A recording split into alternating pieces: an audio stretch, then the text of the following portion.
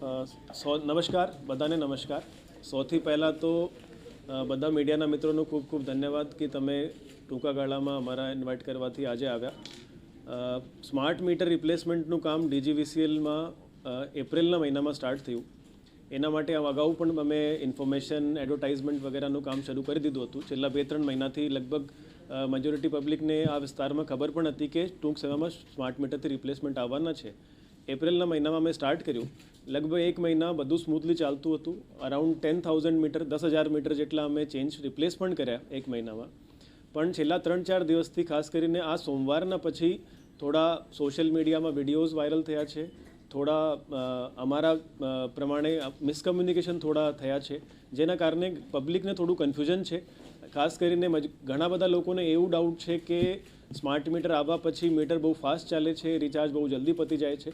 તો એમાં જેટલા પણ કન્ફ્યુઝન્સ છે, ભ્રાંતિઓ છે, અને અમારે તરફથી અમે ક્લેરિફિકેશન પ્રોએક્ટિવલી આપી શકીએ એટલા માટે આજે અમે બધાને ઇન્વાઇટ કર્યા છે. શાંતિથી અમે પહેલાં થોડી માહિતી તમારા સાથે શેર કરી દઈએ. અત્યાર સુધી અમે કેટલું કામ થયું છે, કયા પ્રકારે અમે બિલિંગ કરીએ છીએ, કયા પ્રકારે લોકો રિચાર્જ કરાવી શકે છે અને કયા પ્રકારેના ડિડક્શન થાય છે, એ બધી માહિતી અમે શેર કરીશું. એના પછી આપણા જેટલા બધા પ્રશ્નો હોય એ પણ આપણે 1 by 1 લઈશું કે કોઈ પણ ક્લેરિફિકેશન આપણને જોઈએ તો આજે મળી જાય. અને આના પછી પણ કોઈ ફિલ્ડમાં કન્ફ્યુઝન કે એવું કોઈ પણ ડાઉટ આવે તો અમારી ટીમ સતત તૈયાર છે. કોઈ પણ ડાઉટ આવશે, કોઈ પણ ક્લેરિફિકેશન જોશે, કોઈ પણ મિસકમ્યુનિકેશન થાય એ બધું અમે તમે સમયસર અપાવી શકીએ એના માટે અમે પ્રયત્નશીલ છીએ. તો સૌથી પહેલાં તો મારે કહેવાનું છે કે સ્માર્ટ મીટર રિપ્લેસમેન્ટનું જે કામ છે, સ્માર્ટ મીટરનું બેસિક મતલબ એ છે કે જે જૂનું ઇલેક્ટ્રિકલ મીટર હતું, સ્ટેટિક મીટર જેને કહેતા હતા, એ સ્માર્ટ મીટર પણ ઇલેક્ટ્રિકલ પોઈન્ટ ઓફ વ્યૂથી જોઈએ તો સેમ સ્ટેટિક મીટર જ છે. ખાલી એના ઉપર એક એડિશનલ કમ્યુનિકેશનનો મોડ્યુલ હોય, જેના કારણે કન્ઝ્યુમરને પણ માહિતી મળે અને અમને કંપનીને પણ માહિતી મળે કે ડેલી બેસિસ ઉપર દરેક કન્ઝ્યુમરનો કેટલું વપરાશ થઈ રહ્યું છે. તો એથી અમે જેટલી પણ સિસ્ટમમાં યુનિટ એન્ટર થઈ છે અને જેટલી દરેક મીટરમાં યુઝ થઈ છે એ બધી એન્ડ ટુ એન્ડ અમે વેરીફાઈ કરી શકીએ અને ક્યાં લીકેજીસ થયા છે, ક્યાં કેટલું કન્ઝમ્પશન થયું છે એના આધારે બિલ પણ બનાવી શકીએ. સ્માર્ટ મીટરનું કામ સેન્ટ્રલ ગવર્મેન્ટ આરડીએસએસ સ્કીમમાં શરૂ કરાવ્યું હતું. આ સિવાય પણ અમુક સ્ટેટ આરડીએસએસ સ્કીમ આવ્યા પહેલાં પણ કામ શરૂ કરી દીધા હતા. અને અત્યાર સુધીમાં કન્ટ્રીમાં 1,10,00,000 સ્માર્ટ મીટર પ્રીપેડ મોડમાં ઓલરેડી રિપ્લેસ થઈ ગયા છે. આમાં ખાસ કરીને સ્ટેટ્સ લાઇક ઉત્તર પ્રદેશ, બિહાર, હરિયાણા, આસામ, મધ્યપ્રદેશ, ઝારખંડ, આમાં ઘણા બધા સ્માર્ટ મીટર રિપ્લેસ થયા છે. મારી પાસે પ્રાપ્ત માહિતી મુજબ આસામમાં 16 લાખ મીટર, બિહારમાં 18 લાખ મીટર, યુપીમાં 12 લાખ મીટર, હરિયાણામાં 9 લાખ, ઇન્દોર ડિસ્કોમ જે મધ્યપ્રદેશની છે એમાં 2 લાખ અને ઝારખંડમાં 2.5 લાખ એટલા મીટર સ્માર્ટ મોડમાં ઓલરેડી રિપ્લેસ થઈ ગયા છે. અને ટોટલ કન્ટ્રીમાં મળીને લગભગ 1,10,00,000 મીટર રિપ્લેસ થયા છે. ગુજરાત આ કામ ગયા વર્ષે એના પ્રોસેસ બધા કર્યા. લાસ્ટ યર અમે મીટર રિપ્લેસમેન્ટ કરવાના વર્ક ઓર્ડર આપ્યા.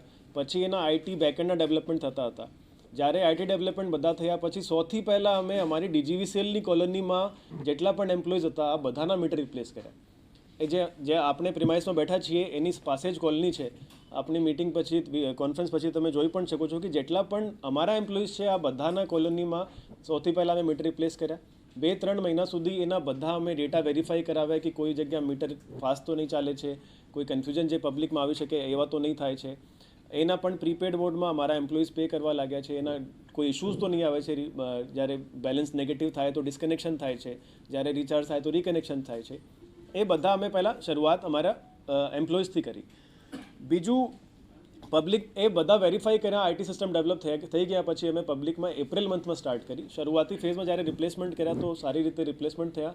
બધા કન્ઝ્યુમર્સને અમે સોસાયટી થ્રુ અને એના પેમ્ફલેટ અને પેપર ડિસ્ટ્રીબ્યુટ કરીને પણ ટ્રાય કરીએ છીએ. એના માટે અમે યુટ્યુબ વિડીયોઝ પણ બનાવીએ છીએ અને લિંક એની સાથે શેર કરીએ છીએ. આજે પણ અમે બધાની સાથે એક બુકલેટ અને પેમ્ફલેટ શેર કરવાના છે, જેમાં વિડીયોઝ પણ છે કે ફક્ત કોઈ આરોપ લગાવે એ આરોપ લગાવવાથી સત્ય નથી હોતું. તમે કોઈ પણ આરોપ, કોઈ પણ કમ્પ્લેન્ટ, કોઈ પણ ગ્રીવાન્સ તમારી પાસે આવે, તમે મારી સાથે શેર કરો. એટલીસ્ટ મારી સાઈડ ઓફ સ્ટોરી લો. અમે પણ તમને બતાવીએ કે જે પર્ટિક્યુલર કન્ઝ્યુમર કમ્પ્લેન્ટ કરે છે એનું શું કન્ઝમ્પશન હિસ્ટ્રી છે, ક્યારે રિચાર્જ કરાવ્યું. હવે એ કન્ઝ્યુમરનો વિડીયો વાયરલ થયું કે મારા 3 દિવસમાં 2,000 પતી ગયા, પણ એ મેં તમને પ્રૂફ સાથે આપ્યું છે કે બિલકુલ સત્ય નથી અને એ વાત તદ્દન ખોટી છે. તો એટલે એક સાઇડ ઓફ સ્ટોરીથી સત્યતા નથી હોતી. અમે તમે બંને સાઇડ ઓફ સ્ટોરી લો તો અમે બેટર ક્લેરિફિકેશન ટાઈમલી આપી શકીએ છીએ. સીધો સવાલ છે, હવે શું કાર્યવાહી? હવે અમે પ્રાયોરિટીમાં ગવર્મેન્ટ કનેક્શનને લઈએ છીએ અને કન્ઝ્યુમર્સને કોન્ફિડન્સમાં લઈને કામ આગળ કરવાનું છે.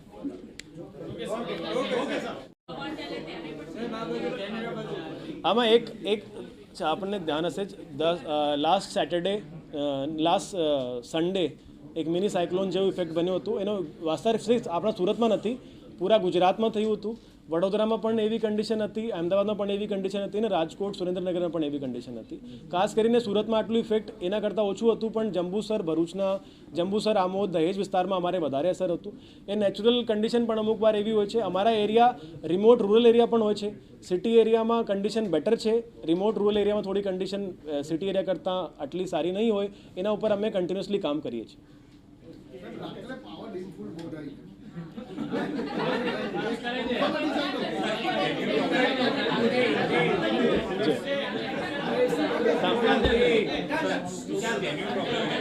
એક વાર સ્માર્ટ અમારા એક મિનિટ, હું તમારા બધા પ્રશ્નો લઈ લઈશું, પણ પહેલા સ્માર્ટ મીટર લઈ લઉં તો બેટર, પછી તમારા બધા પ્રશ્નો લઈ લઈશું. બતાવો, નોટ કરો.